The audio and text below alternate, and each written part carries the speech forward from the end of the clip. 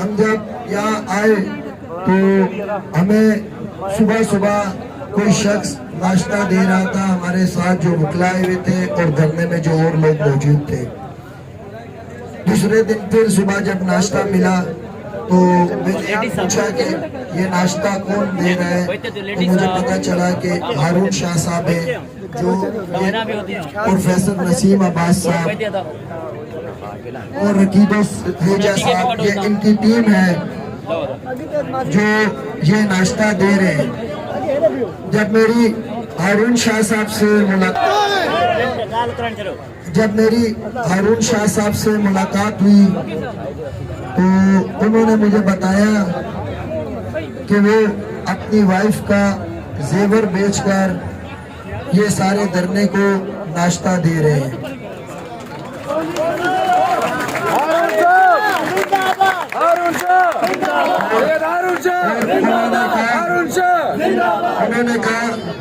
उन्होंने कहा कि जब तक ये धरना चलेगा तब तक हम धरने में शुरका को नाश्ता, पानी, लंच या डिनर कुछ ना कुछ हम प्रोवाइड करते रहेंगे। और आज भी सुबह वो तकरीबन 800 लोगों के लिए नाश्ता लेके आए। मेरा ये ख्याल है कि ये सोने का ताज मुझसे ज्यादा हारून शाह का हकदार है।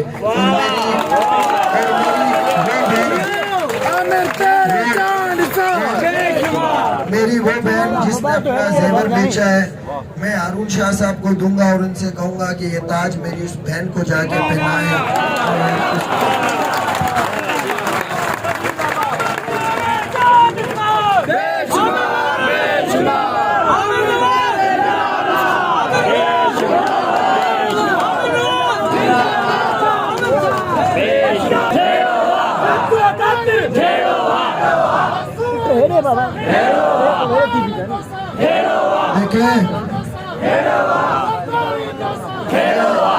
ये बात याद रखिएगा, मैं सुमरो साहब का बेहद मशहूर हूँ, लेकिन हम यहाँ किसी लालच से नहीं बैठे हुए।